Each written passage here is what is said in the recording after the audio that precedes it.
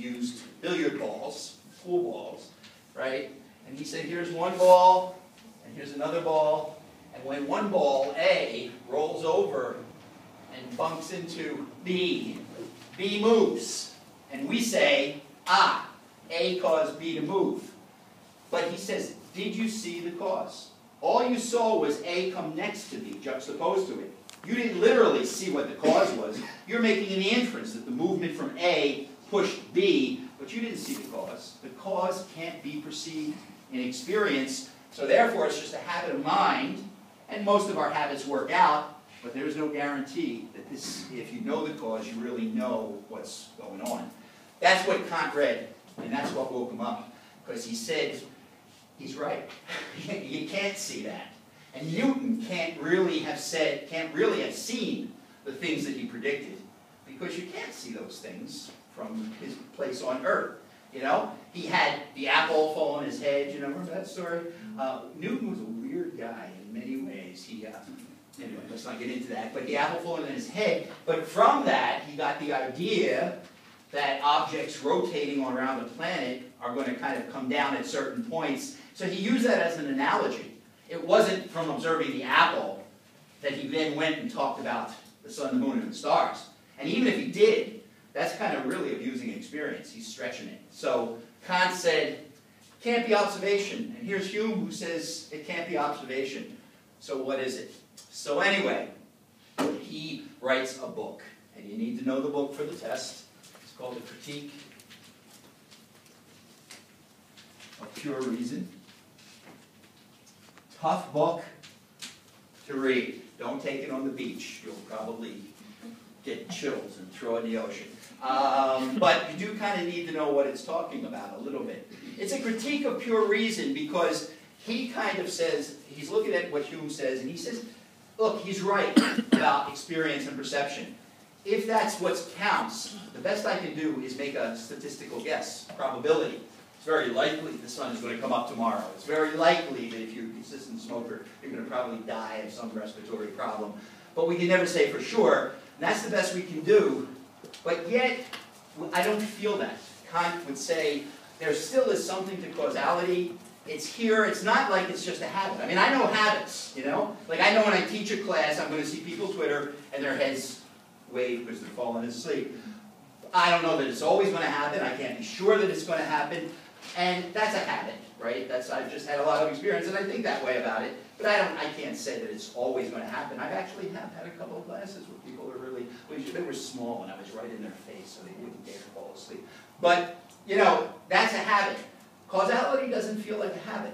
When I know that I have diabetes because of my pancreas, and I take medication that affects the pancreas, I really kind of feel that's more than a habit of thought. That's kind of like, if I break a bone and I deal with it in a certain way, I feel like I understand what's causing the dysfunction.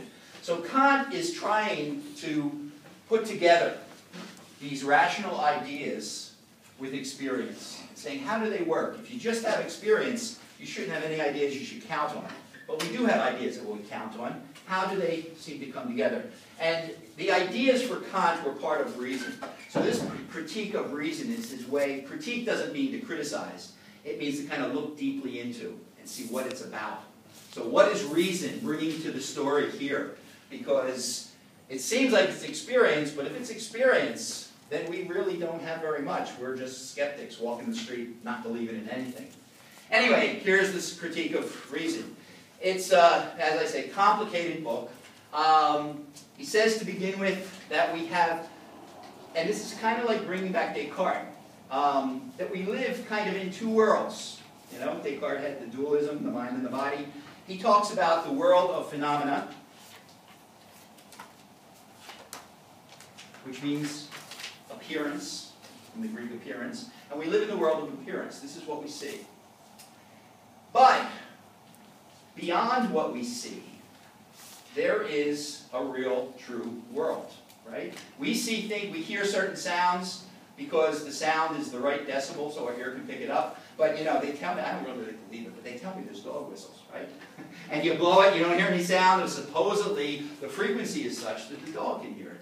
We know, actually, and I do believe this, there's certain light rays we see. That's what makes us see the world around us. But then there are certain things, light rays, where the frequency is such that we just can't see it. But if we put on right glasses, we can see them. So it's kind of like he's saying there's this world of appearance, the world that we see, but then there's this other world, the noumenal world, noumena, which is the true world, independent of our bodies.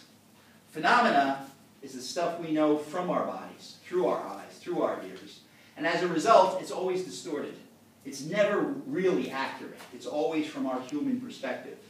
And this is where we are, right in the middle. We can't quite get to this is an N, by the way, noumena. We can't really get to the truth, but we're caught in appearances. Actually, I didn't tell you about Plato's story about the cave, right? Yeah. The guy in the cave. This is kind of a version of this. The phenomenon is on the wall. It's not true. It's just an image. The truth is behind us, but we can't turn around, so we're stuck trying to figure out what the phenomenon means. That's the point of view. And now in the rest of the book, he's going to talk about how we do put these two worlds together. And here's the story. Basically, there is sensation. He actually called it the aesthetic. And that's one of the reasons why he's hard to understand. He's using different words. But it's really the sensory world. And this is the world that Hume is talking about. We get impressions, we form habits, we have associations, things that happened in the past we expect to happen in the future. Now, again, that's all pretty good. Very often we're right, sometimes we're wrong. We say, oh, so what? It doesn't really matter. Sometimes it does matter. We make mistakes as a result of it. But this is the world of appearance. And he's buying Hume by saying there's no order in experience, right? There was nothing I don't know what was going on in my house when I was watching The Wizard of Oz.